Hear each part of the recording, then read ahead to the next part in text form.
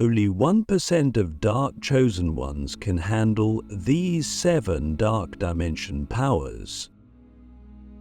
We are about to enter a realm that most humans will never touch, not even in their wildest dreams or darkest nightmares. You and I, we're not here for the ordinary. We are seekers, explorers of the hidden, and what I'm about to reveal is not for the faint of heart. Only 1% of the dark chosen ones will ever be able to handle this knowledge, this power, this truth. The rest, they'll turn away, or worse, try and fail. But if you stay with me, if you walk through this with an open soul and an unbreakable mind, something ancient and eternal will awaken in you. I've spent years studying spiritual systems across the world, from the Himalayan monks who meditate in sub-zero caves, to the shadow walkers of forgotten African tribes who converse with spirits that predate language. But there is a deeper layer beneath all of them, what I call the dark dimensions. These are not evil realms like some might think. No, they are simply realms of raw, unfiltered spiritual truth. Dark only in the way that deep water is dark, mysterious, uncharted and full of power. But to tap into them, you must become something else entirely. You must become a dark chosen one. Click subscribe to this channel to get more profound spiritual lesson. The first power of the dark dimension is the silence beyond sound. This isn't just quiet. It's the silence that exists before creation, the pause before the Big Bang, the breath the universe took before it spoke. To access this silence, you must unlearn every noise you've ever known, internal and external. You must sit in stillness so deep that your thoughts no longer echo. Only then can you hear the voice that speaks without words. Have you ever wondered what your soul sounds like when it's not trying to please anyone? That's the level we're talking about. I remember sitting for 72 hours in an abandoned monastery in Tibet.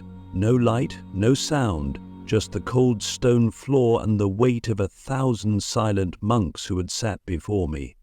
At first it was unbearable. My mind screamed. My memories replayed traumas I had hidden even from myself. But then, on the 3rd night, something shifted. I didn't just become comfortable with the silence, I became the silence. And that's when I heard it. A soundless hum that vibrated through my bones and told me truths about myself I had never dared to face.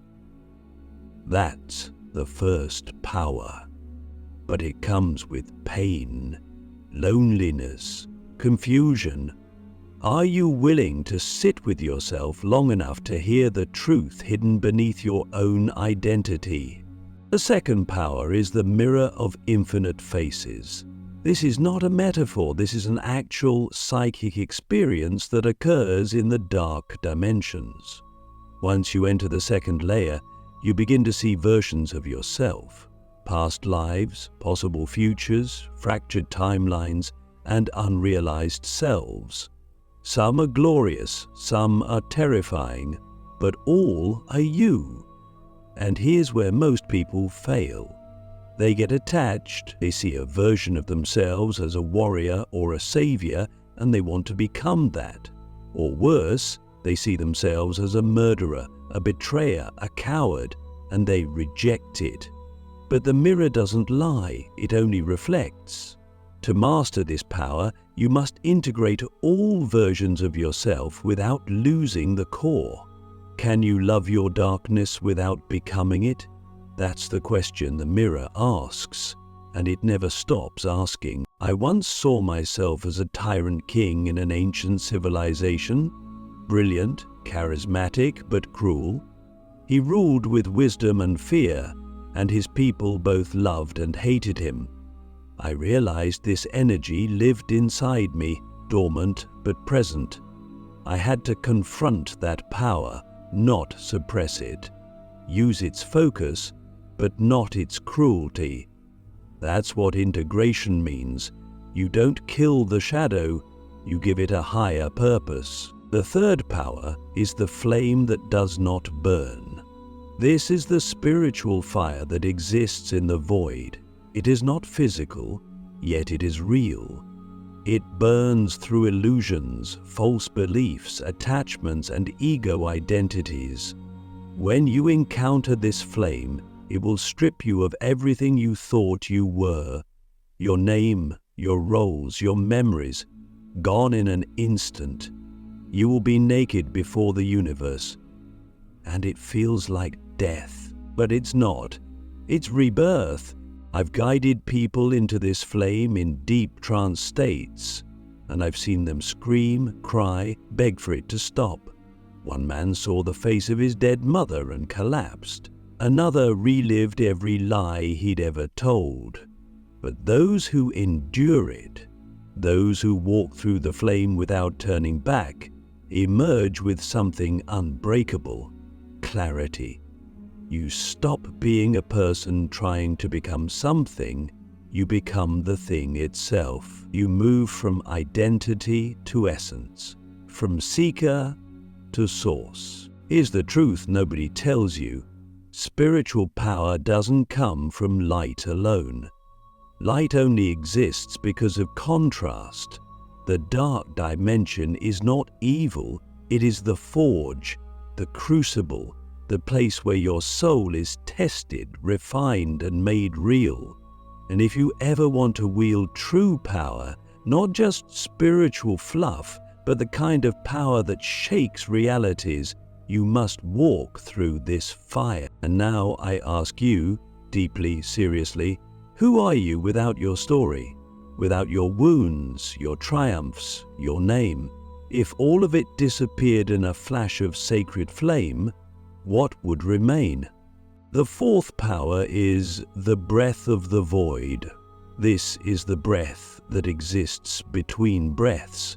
It is the inhale that never ends, the exhale that never begins. When you tap into this breath, your body becomes a vessel, and your mind becomes empty space. You don't breathe oxygen, you breathe energy, spirit, prana, chi, whatever you call it. It's the fuel of the dark dimensions. But here's the catch. You can't force it. You can't do the void breath. You have to become it. I spent 14 days in a desert cave with nothing. No food, no water, just the void. And on the fifth night, I stopped breathing. Not because I wanted to die, but because something else took over. A rhythm beyond the body. I realized I was being breathed by the universe, and that's when I felt it. Pure connection. Everything and nothing at once. That's the breath of the void. But it comes at a cost. Your ego will fight it. Your body will panic. Your mind will invent reasons to leave. But if you stay, if you surrender, you will enter a state of presence so deep that time disappears. In this breath, you don't manifest with thoughts. You manifest with being. You become the vibration of what you desire. You don't chase, it comes, but only if you're empty enough to receive. And now I ask you, when was the last time you truly surrendered? Not just to a moment or a person, but to existence itself. This is only the beginning. There are 3 more powers, and each one is more intense, more terrifying, and more beautiful than the last. But you need to ask yourself, are you ready? Because once you go deeper, there's no coming back. The final 3 powers that break the soul and rebuild the God within. There comes a point in the dark journey where most turn back. not because they are weak, but because they finally see what lies ahead, and it is too real, too raw, too powerful.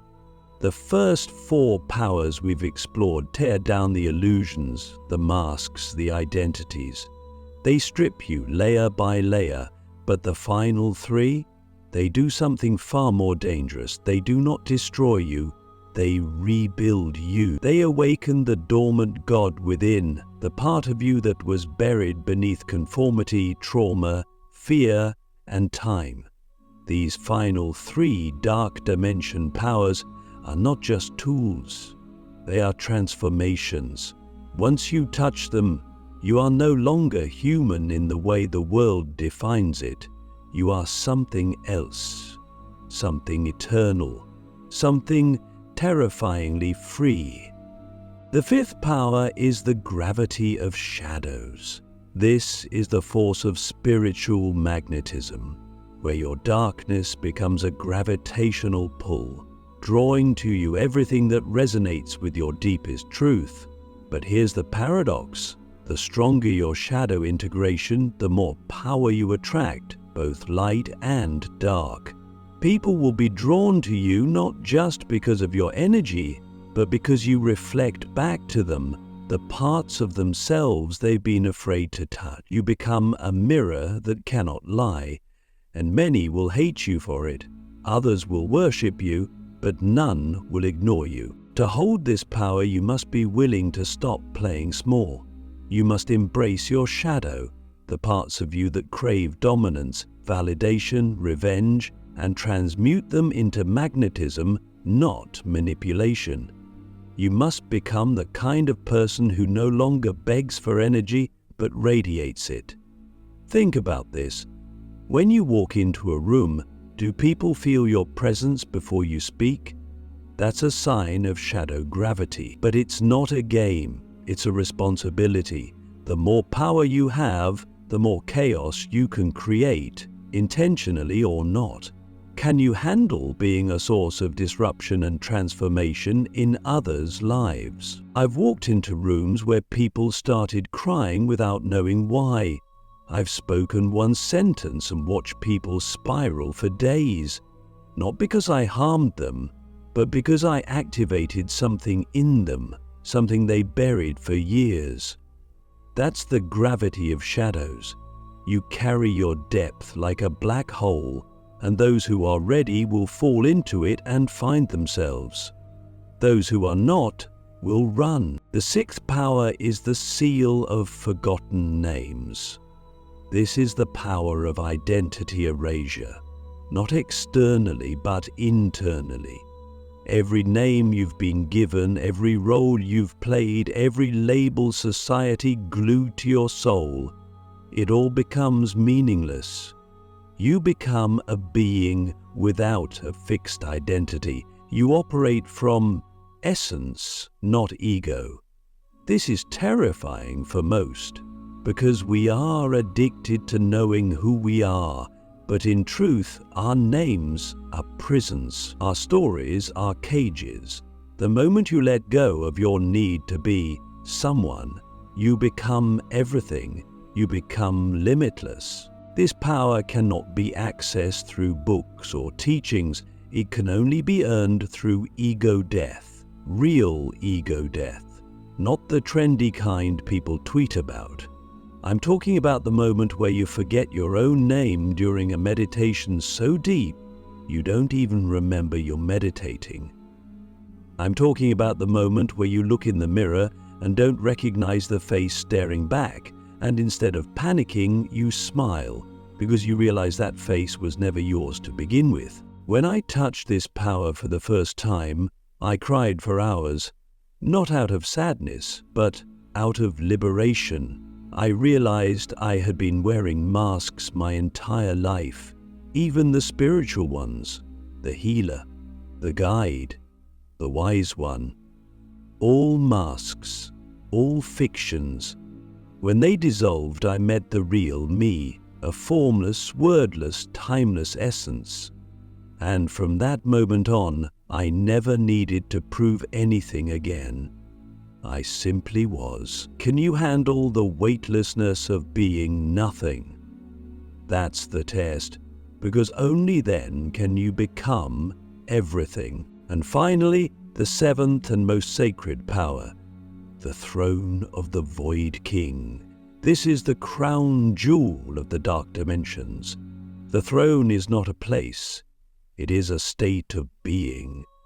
When you sit upon it, you become the bridge between creation and destruction, between light and dark, between the known and the unknowable. You become the architect of your own universe, not just a manifester, but a reality bender, a sovereign, a god. But here's the truth nobody wants to admit. The throne is always empty, always waiting, and most spend their lives avoiding it. Why?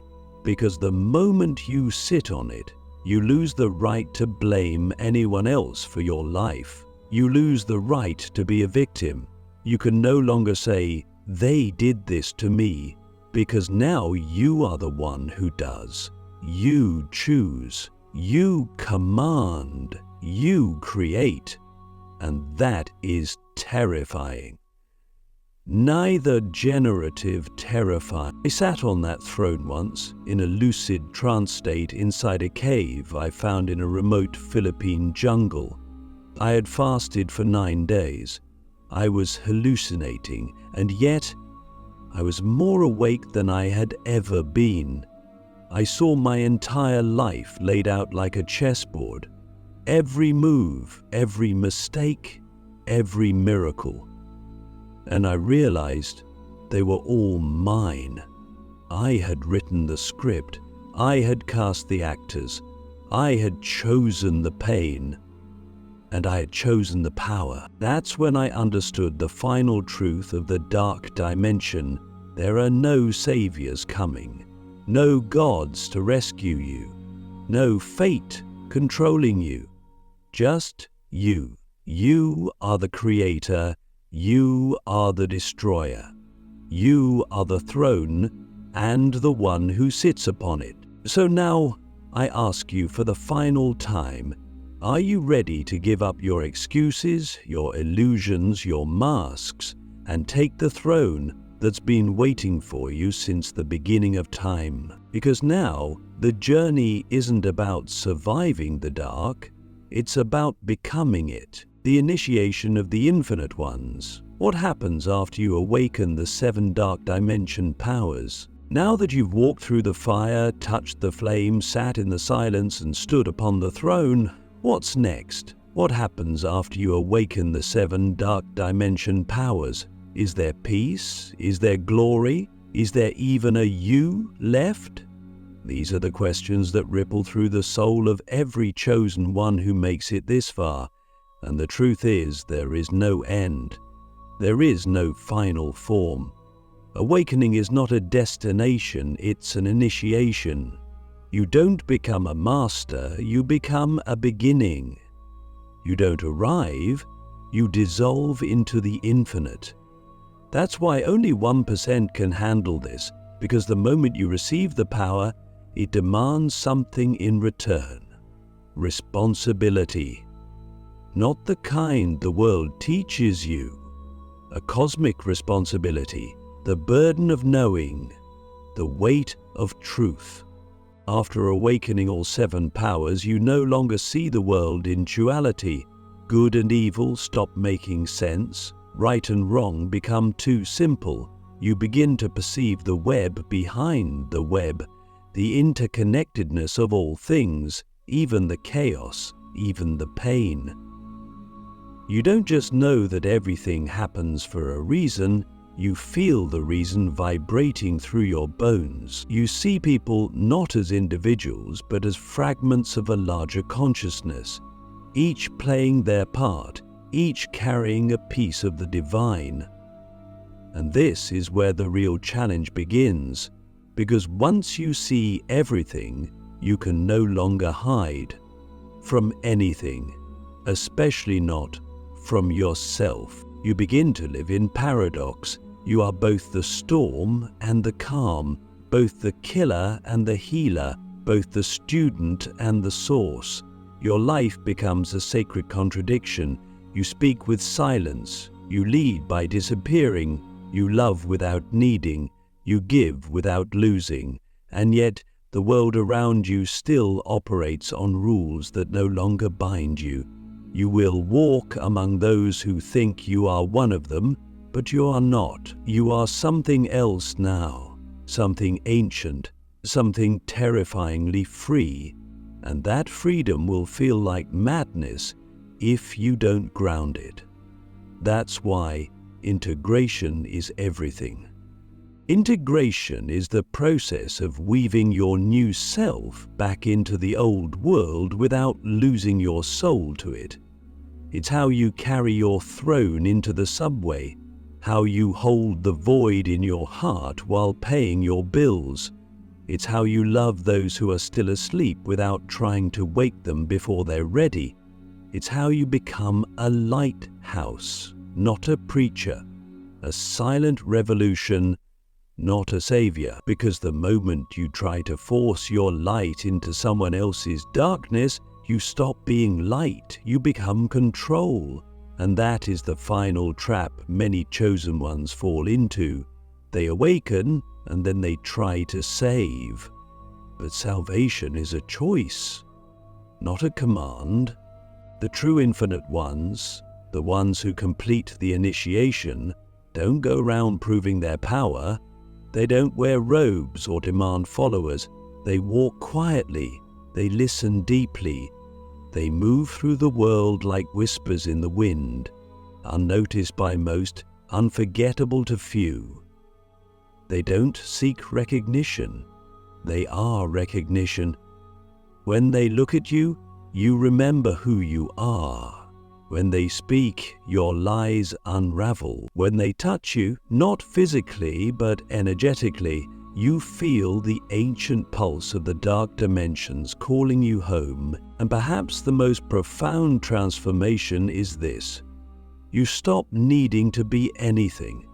You no longer strive, no longer chase, you simply are. And from that being flows everything: power, wisdom, compassion, destruction, creation.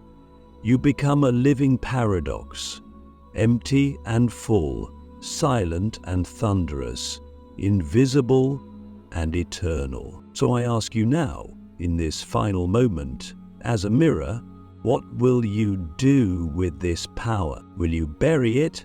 Will you flaunt it? Or will you live it? Because if you are truly ready, then welcome. You are now one of the infinite ones, and the real journey begins. The silent war of the infinite ones, living among the unawakened without losing yourself. They say once you awaken, you can never go back. But what they don't tell you is that you still have to go back. Back into the world of noise. Back into the matrix of distraction. Back into a society that worships the surface and fears the depth. And that is where the silent war begins. Not a war fought with weapons or words, but with presence, with awareness, with unwavering truth. You now carry the consciousness of a realm most will never see, and yet you must live among those still asleep. You must love the world that once rejected you. You must walk through cities, boardrooms, relationships, and conversations, knowing full well that the people around you are speaking in frequencies you've already transcended. And yet, here you are, still human, still breathing, still choosing to stay. This is the burden of the infinite ones. Not to escape the world, but to exist within it without losing the essence of who you've become. To be misunderstood without needing to explain. To be attacked and still remain open. To be unseen and still radiate. That's the real power. Not the awakening itself, but the ability to maintain that awakening in a world designed to numb it. You will be tempted, constantly tempted to shrink, to pretend, to play along, tempted to silence yourself so others can feel comfortable in their slumber. But here's the secret. Your silence must be sovereign, not submissive. You don't dim your light, you simply stop needing others to see it. You will lose people, friends, lovers, family. Not because you've become arrogant or cold, but because your vibration now speaks a language their nervous systems can't yet understand. And that's okay. You'll learn to let go without bitterness. You'll learn that solitude is not loneliness, it's alignment. You'll find new souls, rare and ancient, who recognize you not by your face or your words, but by your frequency. You'll walk past each other in a crowd and feel it like a pulse beneath the skin, a silent nod, a cosmic handshake. And in that moment, nothing else will matter. You'll remember that you are never truly alone. The infinite ones are scattered, hidden in plain sight, and they are watching, guiding, anchoring the new reality into this one. But what is your role now? What do you do with this power, this knowing, this fire that no longer burns but creates? You live fully, fiercely, freely. You become art. You become medicine. You become myth.